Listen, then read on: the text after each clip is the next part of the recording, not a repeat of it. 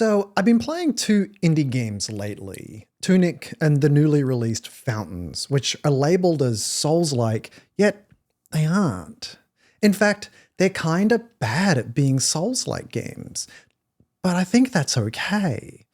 In fact, it might even be a good thing.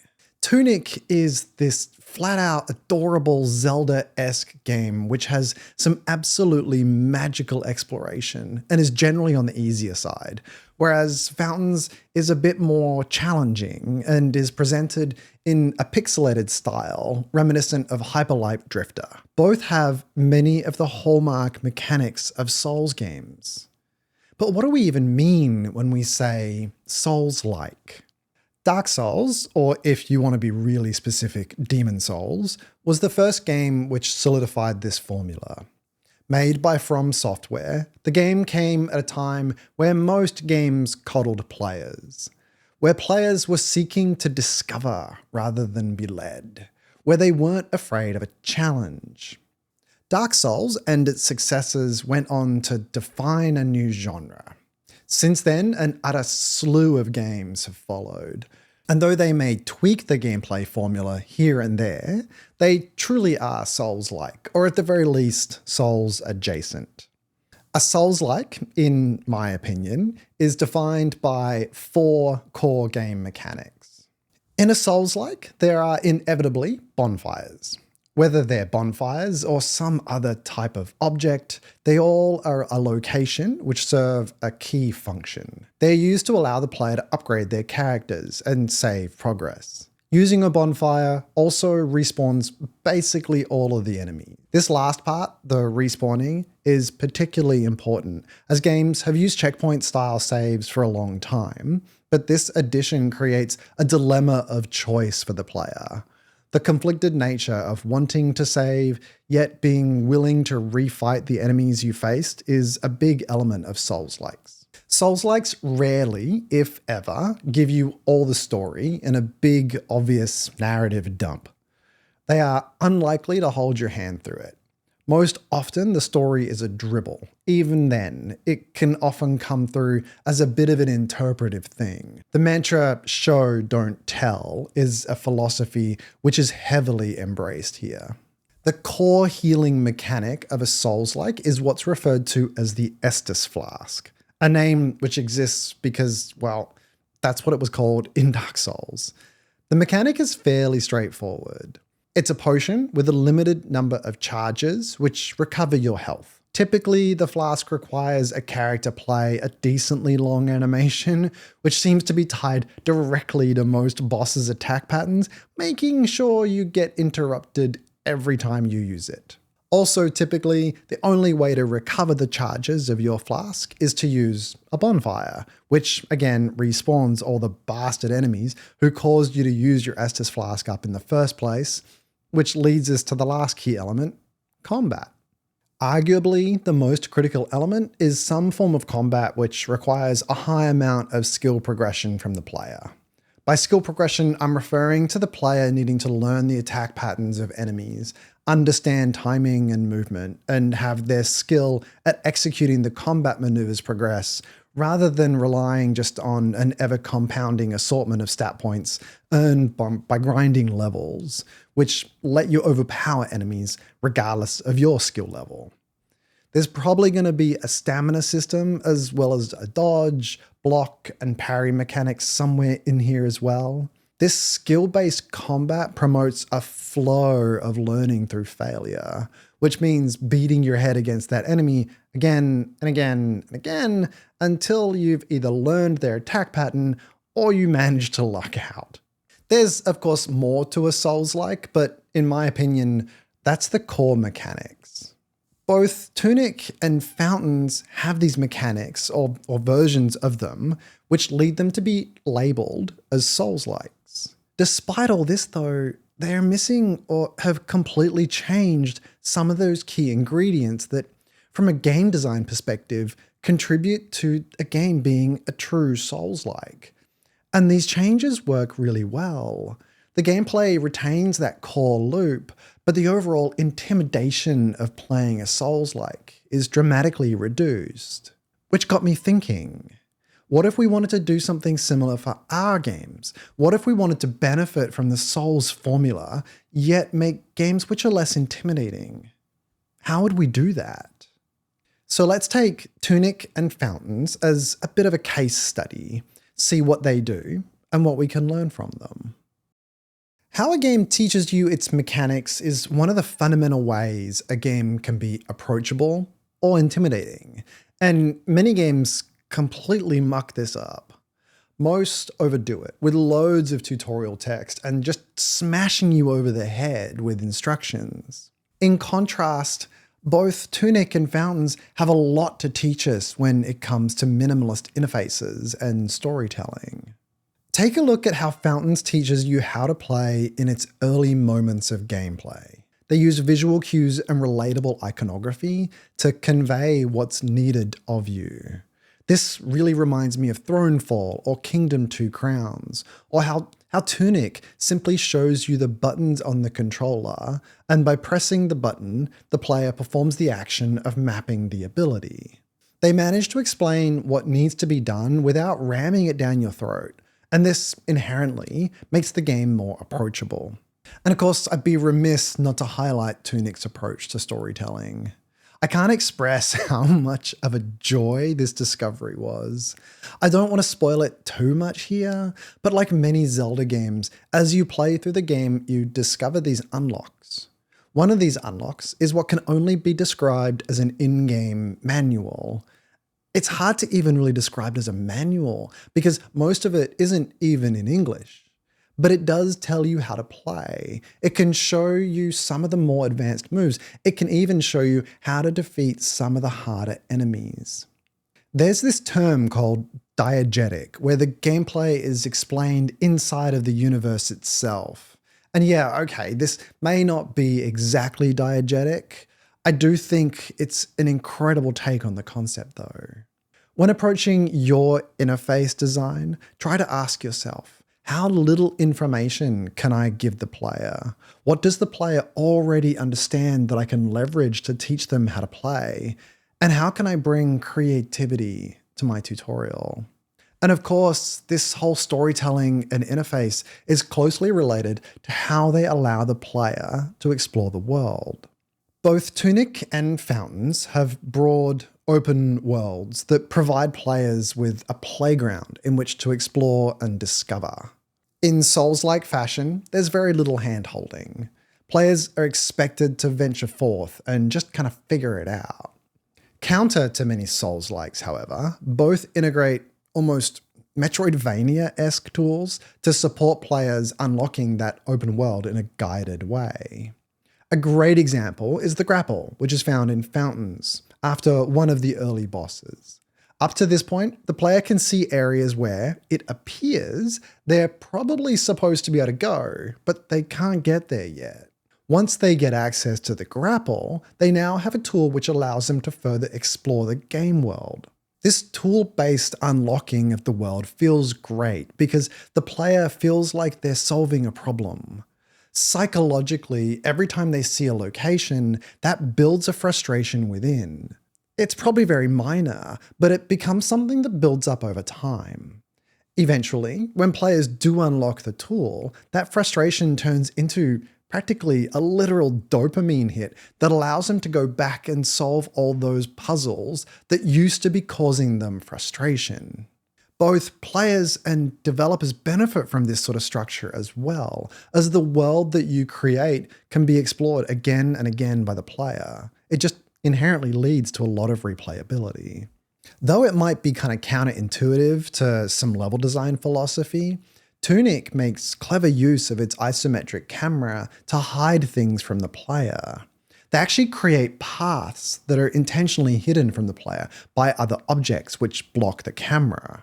Only if the player actively seeks them out, or a return path provides them with that path as being the only way out, do players discover this. Of course, the real question with these big kinds of worlds that unlock over time with tools is how do you effectively design them? I'd probably suggest starting either with a rough layout of the world or the tools themselves, depending on how you're designing your character movement. Once you have those, you can use them to determine the other side of the problem. Personally, I'd start with the tools, as I find that designing and getting player character feeling good to be most important early on. Once I had that and had a clear set of tools for players to unlock, say the grapple, I'd then begin experimenting with various layouts that promoted a flow which provided players with visibility of locations that they couldn't access yet, knowing that they can come back to it. The great thing about using tools like this to unlock the world is that it's a good way to build trust with players. Early on, provide them with a movement puzzle they can't solve, then very quickly provide them with the tool as the solution and a loop back to the puzzle. By doing this, you establish that this is a pattern of design behavior that they can expect from your game. This makes the game just feel less intimidating. Of course, if there's nothing to fight, and if combat doesn't feel amazing, players are unlikely to care about how great your interconnected world is. Combat needs to be responsive, the enemies need to telegraph their attacks effectively, and critically, tuning needs to be just kind of nailed. Here's the thing though, and I hate to leave you hanging like this, but combat systems, it's just way too big of a topic to cover in this video. So if you would like me to hit it up in detail, leave a comment below which just says Bonza, and we can use that as a vote to gauge interest in the topic. For now though, let's just all agree that combat has to be banger and get onto progression, which in Souls-like typically follows a similar formula. Defeating enemies earns you souls, which act as experience. Death results in a loss of those, which needs to be picked up once more. These souls can be spent at bonfires to level up, at which point you usually spend points into your core stats, things like strength or vitality. Fountains and Tunic do this differently. They both eschew the heavy stat system in favor of simpler approaches.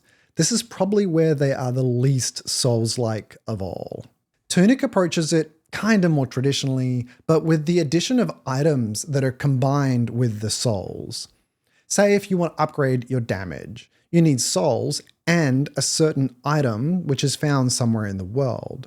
What this accomplishes is that the designer is able to guide the player as they level up more, giving a bit more of a smoother progression, rather than in many Souls games where players can, in theory, end up in a rough situation by spending points on a build that's bad. This does restrict how much build variety is possible, but then again, Tunic is heavily influenced by Zelda, so I'm not surprised they went this way. Fountains, however, well, they don't even have levels at all. And technically, it doesn't have souls either. Okay, I mean they have souls, but instead it's coins. It's just a pure currency. Defeating enemies allows you to collect coins, similar to souls, only rather than spending them on level ups, instead you spend them on gear. And that's where all of the progression really lies.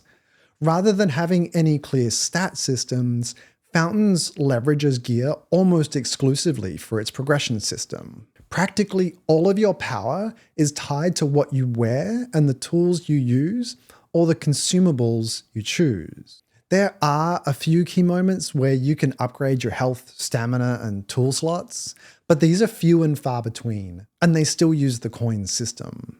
By focusing on gear rather than stats, Fountains has reduced the commitment fear of leveling up and spending stats in the wrong fashion, a very typical mental state which occurs in RPG games. This commitment leads to an almost analysis paralysis, decision fear if you will, as the choice feels permanent. Now, Souls-like games, they kind of want this level of intimidation. In the Souls games themselves, there are very limited ways to undo those changes. Yet Fountains, and similarly Tunic, lower the psychological impact of this moment by choosing a different direction. It makes it easier for the player. Less scary. Oh, and coins are used for water, which brings us to the way Fountains has implemented their Estus flask. And it's probably the biggest change of them all. While Tunic implements their Estus flask in a pretty traditional way, Fountains once more veers off pretty dramatically. Just to recap, the traditional Estus flask is a healing potion, which allows you to recover some of your health. The flask has multiple charges, which can commonly only be replenished by using a bonfire. Throughout the game, there are ways to increase how many charges you have, as well as increasing how much each charge heals. Beyond adding some consumables, which can also replenish health, this is pretty much how tunics work, and it works just fine. Fountain's Estus flask system is quite different, and it honestly had me confused at first. Let's break down how it works first, and then get into why it's such a good system. Like a flask, the player in Fountains has a number of charges of water. Whenever you consume some water, you heal. To heal, you hold down the button, and after a short interruptible animation, you heal for a certain amount. Pretty similar so far, but that's about where the similarities end. Unlike most Souls games, when you use a bonfire, or in this case, a fountain, you only replenish 2 of your charges and are given the option to spend coins in order to replenish extra charges. This is the part that super confused me at first. You see, when you die, you lose half of your coins. Immediately, that made me ask the question, well, how am I supposed to get back to full charges of water if I can't afford it because I just died? Won't this just end up in a vicious loop of death due to lack of healing? What I was missing though was that whenever you damage an enemy, you gain a small amount of water. And this is critically different to a traditional Estus flask.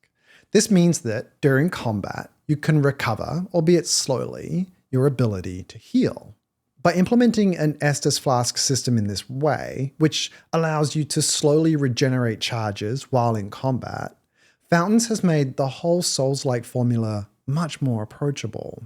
You see, it gives players more choice, while subtly nudging them away from repeatedly hammering themselves against a boss again and again and again.